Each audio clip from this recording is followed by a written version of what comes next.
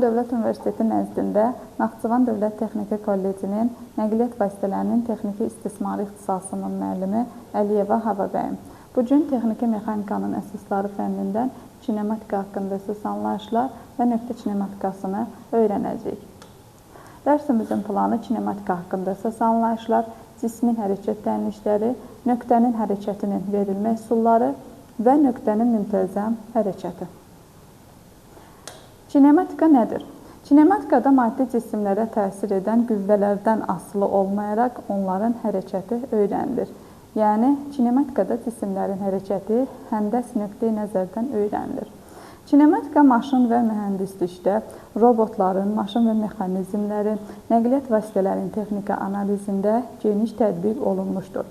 Burada cisimlərin məlum hərəkəti tətbiq olunur və bu hərəkəti xarakterizə edən cəmiyyətlər sürət, təcil, zaman, gedilən yol və s. tapılır. Mexaniki hərəkət dedikdə biz verilmiş cismin fəzada başqa cisimlərə nəzərən yer dəyişməsini başa düşürük. Yəni, verilmiş cismin hərəkətini öyrənmək üçün onunla hər hansı bir koordinat sistemi qurmaq lazımdır. Və bu koordinat sistemi başlandığı cisimlə birlikdə hesablama sistemini əmələ gətirir. Əgər verilmiş nöqtənin koordinatları həmin hesablama sisteminə nəzərən öz mövqeyini dəyişmirsə, demək ki, bu cisim hesablama sisteminə nəzərən hərəkətsizdir, sabitdir. Əgər verilmiş nöqtənin koordinatları hesablama sisteminə nəzərən öz yerini, mövqeyini dəyişirsə, demək ki, cisim həmin hesablama sisteminə nəzərən hərəkətdədir. Cisimlərin hərəkəti fəzada zaman daxilində baş verir. Zaman universal cəmiyyətdir və bütün hesablama sistemlərində zaman dəyişməsi eyni olur. Zaman vahidi olaraq 1 saniyə, uzunluq vahidi olaraq isə 1 metr qəbul olunmuşdur. Kinematikada cisimlərin mütləq hərəkəti yoxdur, nisbi hərəkəti öyrənilir. Cismin hərəkətini öyrənmək üçün onunla bu cismin hərəkəti məlum olan hər hansı bir etalon hərəkətlə müqayisə edirlər. Bu etalon hərəkətə misal olaraq yerin öz oxu ətrafında və ya günəş ətrafında fırlanması götürülür. Və bu hərəkət saat mexanizmi vasitəsilə müəyyən olunur və başqa bir miqyasda təkrar olunur. Ona görə də kinematikada cisimlərin hərəkəti zamandan asılı olaraq öyrənilir. Yəni, biz cisimlərin hərəkəti məlumdur dedikdə, onun istənilən zaman anında fəzada vəziyyətinin müəyyən edilə biləcəyini nəzərdə tuturuq. Kinematika iki yerə ayrılır. Nöqtə kinematikası və sistem kinematikası. Nöqtə kinematikasında maddi nöqtənin hərəkəti tədqiq edilir. Sistem kinematikasında isə bir-biri ilə müəyyən sürətdə əlaqədə olan nöqtələr yığınının hərəkəti öyrənilir. Hərəkət edən cismin fəzada istənilən anda vəziyyətini təyin edən tənnişlərə cismin hərəkət tənnişləri deyilir. Cisim hərəkət etdikdə onun ayrı-ayrı nöqtələri də müxtəlif xarakterli hərəkət edir. Odur ki, cismin hərəkətini öyrənmək üçün biz onun ayrı-ayrı nöqtələrinin hərəkətini öyrənməliyik. Və nöqtənin hərəkətinin verilməsi üsulları. Nöqtənin hərəkətinin verilməsi üsulları hərəkət 3 üsulla verilir. Vektor, koordinat və təbii üsulla. Hərəkət edən nöqtənin fəzada cızdığı əyriyə onun trayektoriyası deyilir. Əgər trayektoriya düz xətt olarsa, hərəkət düz xəttli hərəkət, əyri xətt olarsa, hərəkət əyri xəttli hərəkət adlanır. Fərz edək ki, hər hansı X, Y, Z hesab aparma sistemi verilmişdir və baxdığımız anda nöqtə M vəziyyətindədir. Biz M nöqtəsini o koordinat başlanğıcı ilə birləşdirsək, burada bir R vektoru almış olarıq ki, buna da M nöqtəsinin radius vektoru deyilir. Və nöqtə hərəkət etdikdə R radius vektoru da zamandan asılı olaraq qiymət və istiqamətcə dəyişir və R bərabərdir RT funksiyası alınır. Və bu R bərabərdir RT funksiyasına vektorial funksiya deyilir. Əgər bu funksiyanın qiyməti məlumdursa, biz istənilən tez zaman anında R vektorunu tapa bilərik. Ona və M nöqtəsinin fəzada vəziyyətini müəyyən edə bilərik. Verici hərəkət 3 üsulla verilir. Vektor, koordinat və təbii üsulla. Kinematikada ən çox iki üsulda, iki formada hərəkət təmizlərindən istifadə olunur. Nöqtənin hərəkətinin koordinat formada verilməsi üsulları və nöqtənin hərəkətinin təbii formada verilməsi üsulları.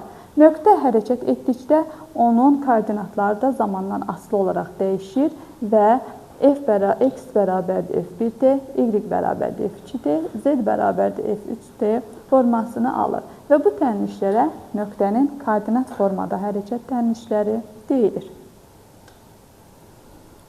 Əgər nöqtə düz xətt üzrə hərəkət edirsə, x oxu boyunca bunu yönətsə, nöqtənin hərəkətini bu cür təyin edə bilərik. Nöqtə təbii koordinat sistemində əyri üzrə hərəkət edir və baxdığımız anda o nöqtəsini koordinat başlanğıcı qəbul etsək, müəyyən bir tərəfi sağ tərəfi müsbət, sol tərəfi mənfi istiqamət götürsək, onda M nöqtəsinin verilmiş əyri üzərindəki hərəkəti onun koordinat başlanğıcından olan həmin əyri ilə ölçülən S məsafəsi ilə müəyyən oluna bilər. Və M nöqtəsi hərəkət etdikdə S məsafəsi də zamandan asılı olaraq dəyişir və S bərabərdir ft funksiyasını alır. Nöqtənin müntəzəm hərəkəti. Hərəkət edən nöqtənin sürətinin trayektoriyasına toxunan üzərindəki proyeksiyası sabit qalarsa, belə hərəkətə nöqtənin müntəzəm hərəkəti deyilir. Və sürətinin proyeksiyası sabit qalarsa, bu zaman sürətin proyeksiyasını v tamla işarə edirik. V tam bərabərdir sabit, düsturumuz v tam bərabərdir dS-nin dt-yə nisbəti ilə ölçülür. Və buradan ds-i tapsaq, v tam vurulsun dt.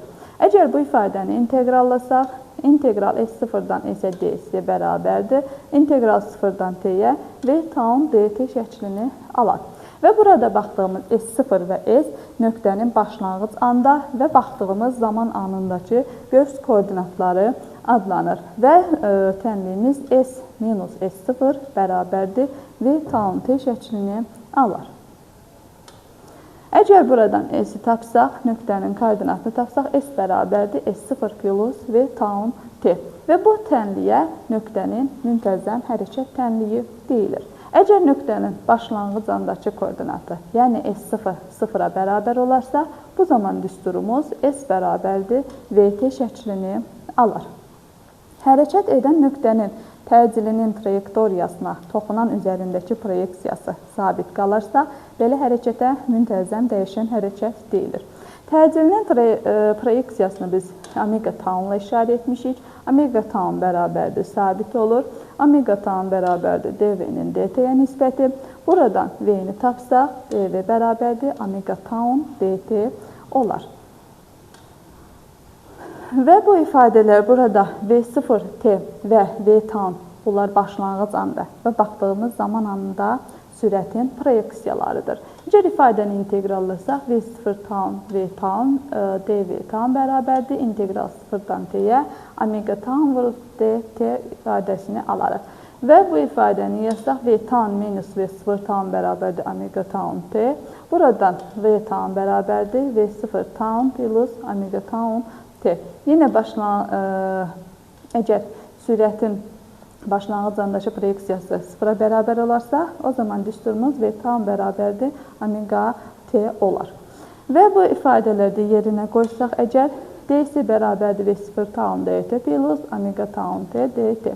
Əgər ifadəni inteqrallasaq, başlanğıc anda və baxdığımız zaman anda koordinatları ilə ifadə eləsək, s minus s0 bərabərdir v0 tam t plus omega tam t kvadratı bölünsün 2. Buradan s bərabərdir s0 plus v0 tam t plus omega tam t kvadratı bölünsün 2 düsturunu alarıq. Və bu tənliyyə nöqtənin müntəzəm dəyişən hərəkət tənliyi deyilir. Nöqtənin bəzi xüsusi halları. Əgər nöqtə əyrinin müsbət istiqamətində artan sürətlə hərəkət edirsə, v tam bərabərdir v, sürətin proyeksiyası bərabərdir sürətə, omega tam bərabərdir omega tam dv tam bölünsün dt dv-nin dt-yə nisbəti sabitdir və sıfırdan böyükdür. Nöqtənin bu cür hərəkətinə müntəzəm artan, yəni yeyinləşən hərəkət deyilir.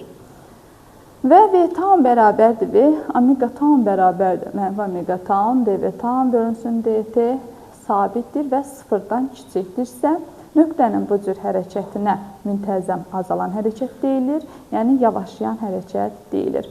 Nöqtənin müntəzəm dəyişən hərəkəti üçün omega tam bərabərdir plus minus omega tam. Əgər ifadələrdəki qiymətləri yerinə yazsaq, v tam bərabərdir v, v0 tam bərabərdir v0 olarsa, bu zaman v bərabərdir v0 plus minus omega tam, s bərabərdir s0 plus v0 t plus minus omega tam t kvadratı bölünsün 2 olar. Və burada dediyimiz kimi omega nöqtənin toxunan təcilinin qiymətinin moduludur və həmişə müsbət kəmiyyətdir. Qarşısındakı müsbət və mənfi işarəli formullar isə müntəzəm artan, mənfi formullar isə müntəzəm yavaşlayan, yəni azalan hərəkəti bildirir. Bugünkü mühazirəmiz bu qədər. Gələn mühazirədə görüşərik.